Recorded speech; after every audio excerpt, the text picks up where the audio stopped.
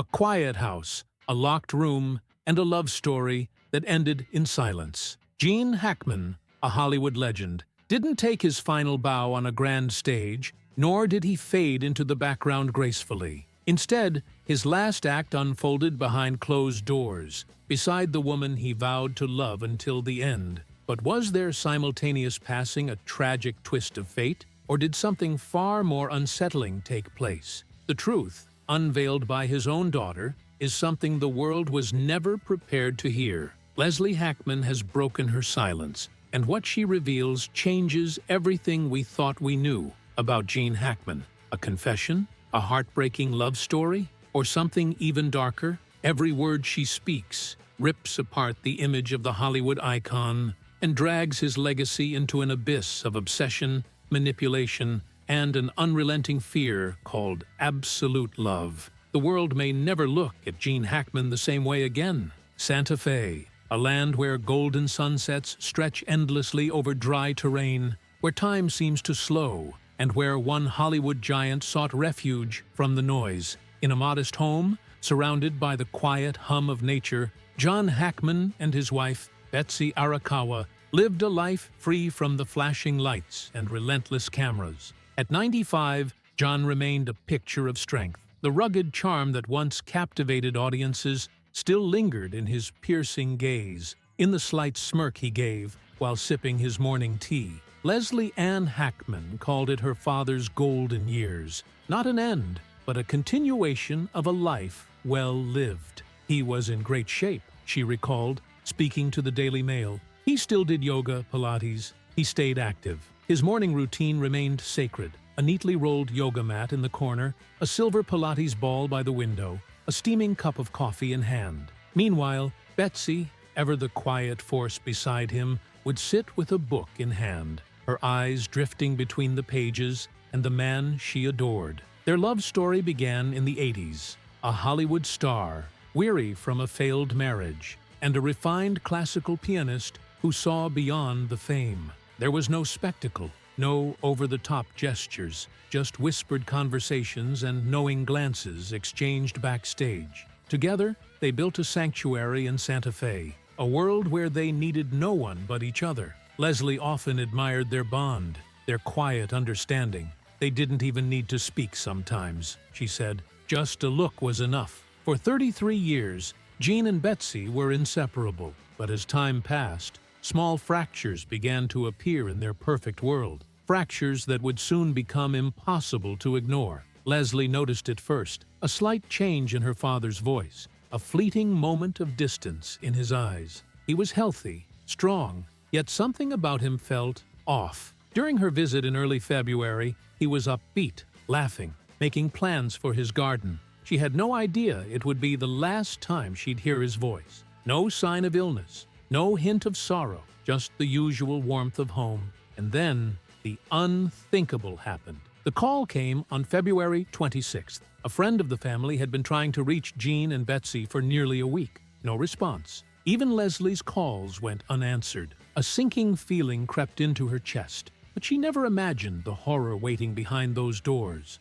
Santa Fe police arrived at the residence, the crunch of gravel under their boots, the only sound breaking the eerie silence. The house, undisturbed, the front door, unlocked. An unsettling detail. John was always cautious, always mindful, yet there it was, left open as if welcoming someone or something in. Inside, the stillness was suffocating, the scent of aged wood mixed with something else, something heavier. The living room bathed in dim light, and there they were, John and Betsy, side by side on the dark brown leather sofa. Betsy's head rested on Gene's shoulder, as if they had simply drifted off mid-conversation. At their feet, their loyal dog lay curled, unmoving, his head resting gently on Gene's hand. No signs of struggle, no marks of violence, just silence. And then, a small but chilling clue. On the coffee table, a prescription bottle lay open, not tossed aside carelessly, not spilled in haste,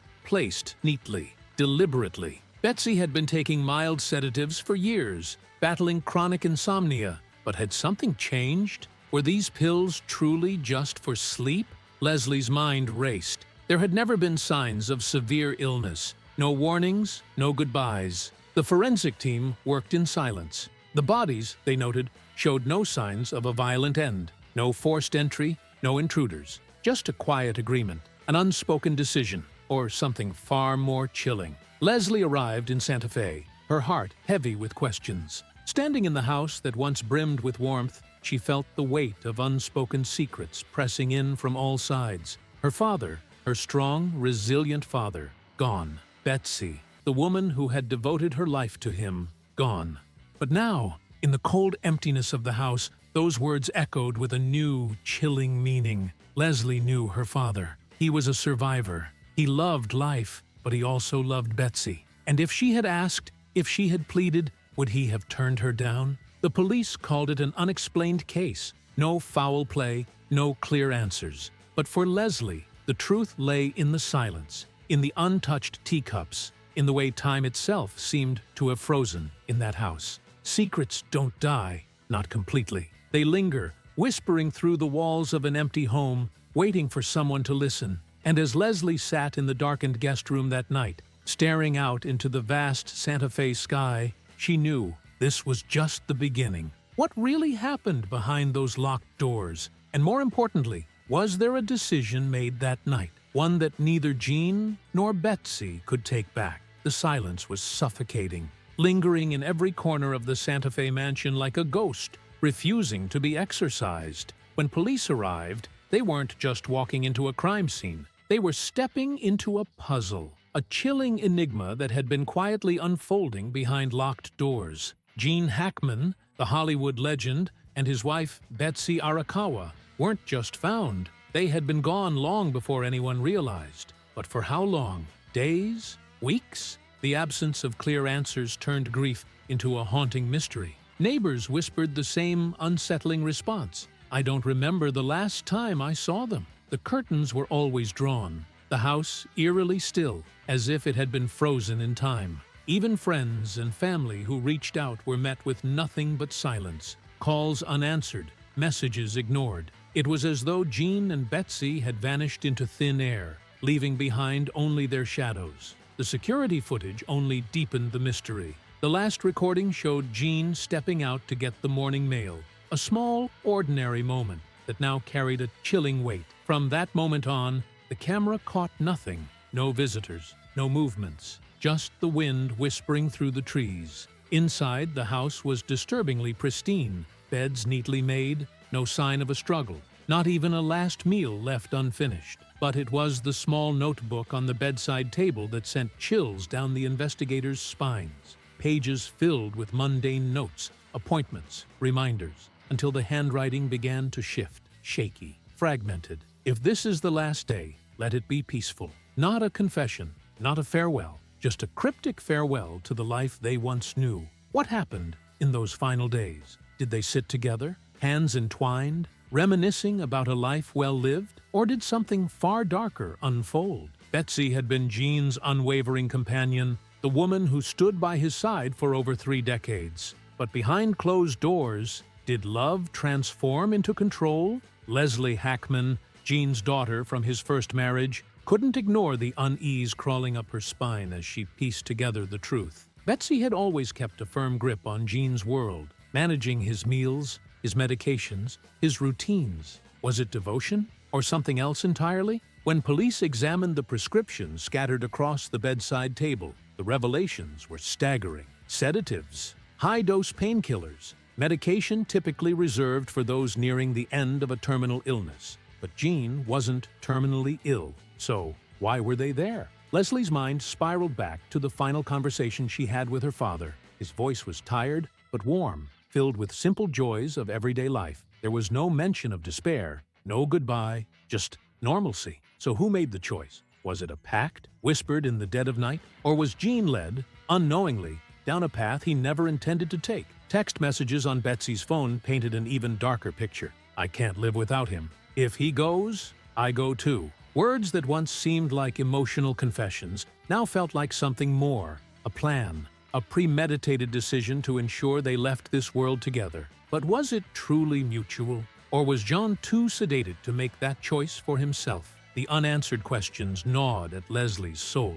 Did Betsy gently place the pills in his tea, in his soup, ensuring every sip brought him closer to an ending he never asked for? The official investigation found no evidence of foul play, no signs of struggle, no resistance. The conclusion, a likely consensual passing. But how much was true consent, and how much was silent persuasion?